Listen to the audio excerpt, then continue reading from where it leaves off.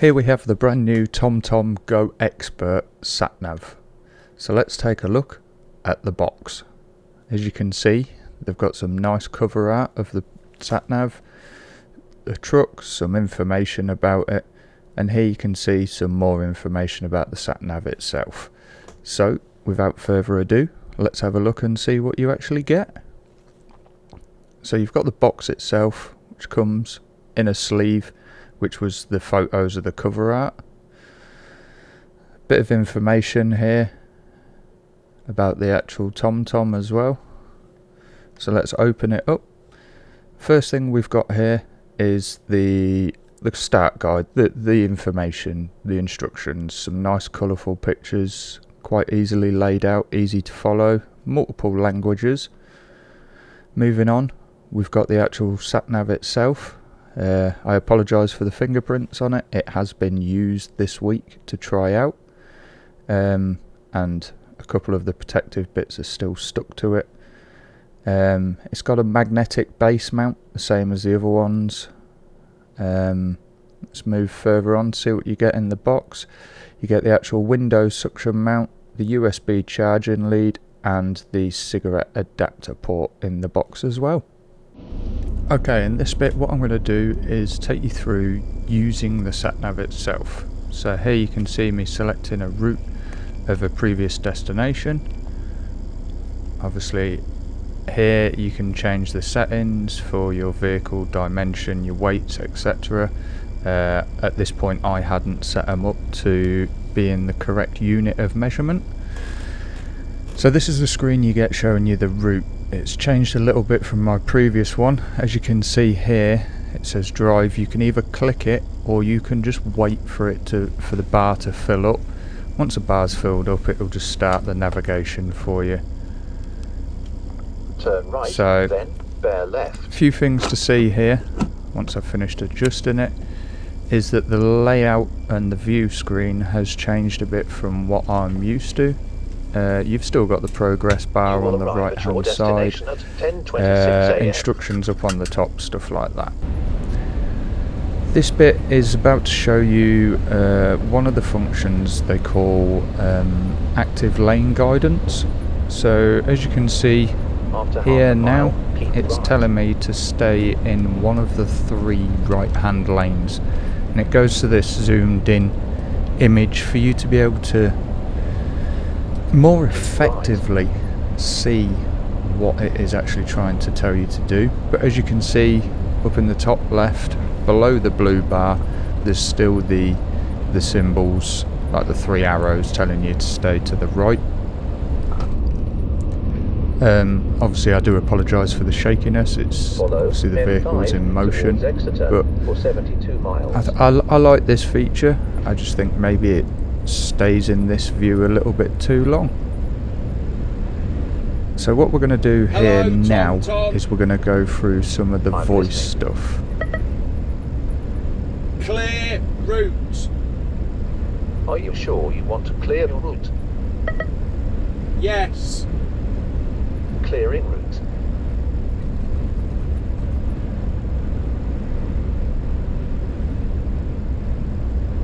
Hello, TomTom. I'm listening. Recent destination. Say the list number of recent destinations. 1. Number 1. Is that correct? Yes. Finding a route. That was just an example of some of the stuff you can do with the voice commands. As you see, it's gone back to the original screen now. It's going through and it's going to start navigating as it was before now. I like the voice function. It's been around for a while. I don't really use it, but if you find you're having to adjust settings and stuff like that while driving, it's probably a very useful function for you to have on the destination at 10:25 a.m. Okay, so now we're getting into a built-up area. There's quite a lot going on the satnav display screen here. So the progress bar on the right hand side has got a lot of icons. After there was a 900 lot going on feet, at the turn time. right, A39, Triggles So as you can Road. see, obviously it's warning me there's a speed camera in 0.6 miles. There's loads of roadworks and there's some fuel stations, stuff like that are appearing up. One thing I have noticed with this new satnav is that it doesn't anywhere on it display Turn the right. current time. So up in the top right hand corner it says that I'll arrive there at 10:42 AM. There just isn't anything to say what the current time is, which is it's a feature that I would like to see. So what we're seeing here coming up ahead is, you will see it on the route, it's got a warning symbol and a 7.5 ton weight limit. That's telling me that the road to the right hand side has a weight limit of a 7.5 ton. And that's quite a neat feature, I like it, whereas the one I've currently got just basically tells me I can't go up that road. It doesn't tell me why, which like I say, I like that feature quite a bit.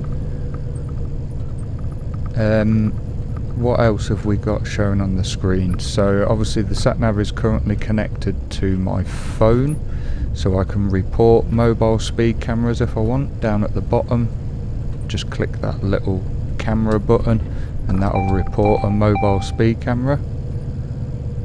So here you can see we're actually coming up on a speed camera, and it's showing us that it is a red light camera as well from that symbol on the very right hand side. It also obviously displays the speed that it's going to capture you at, which is all quite useful. It's been around for a while, so there's nothing new there. Obviously looking down in the bottom left hand side you've got a black X, that if you click that button it will basically ask you if you want to end the route. The one above that is to adjust notifications, so whether it's going to talk constantly or if it's just going to give you alerts, stuff After like that. 0.2 miles, And cross the roundabout the one and take above the that third exit, is to, it will A39, zoom the view Morlax out. Avenue.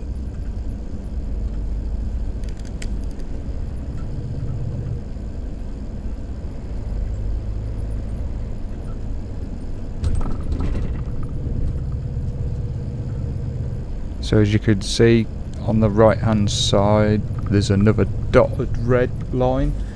That's obviously a restriction. If I remember rightly, that was another 7.5 ton. So you can see it just there. The only reason it's not displayed what the restriction is it's on the opposite carriageway. Third exit, A39, Morlax Avenue. Okay, so jumping a bit further ahead, what we're getting here is we're coming up to this roundabout and we're going to turn left, but as you can see the road to the left is yellow. That's the sat-nav's way of basically telling you there is some form of road works going on that exit, on that road, sorry. So if I remember rightly, all they were doing was a little bit of resurfacing, but they had got cones out, so it's made the whole of the road yellow. And that is obviously confirmed by the progress bar on the right hand side of the screen as well.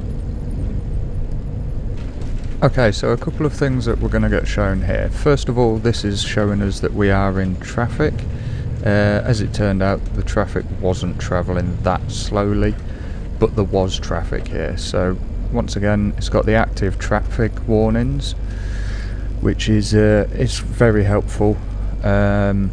If you get major traffic delays when you're on the motorway, it does try and give you a quicker route if it can find one, and then ask you if you want to take it. The other thing I want to point out here is, as you can see, the top left hand corner, it's saying we're approaching a roundabout in 900 feet.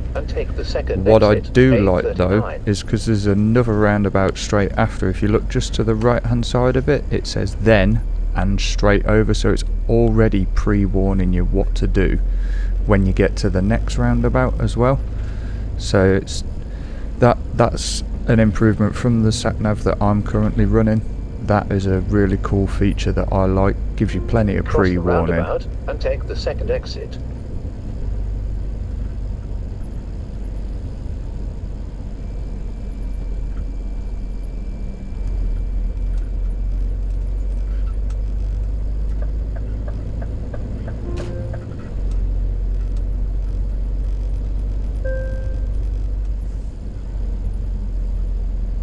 cross the roundabout and take the second exit, A39.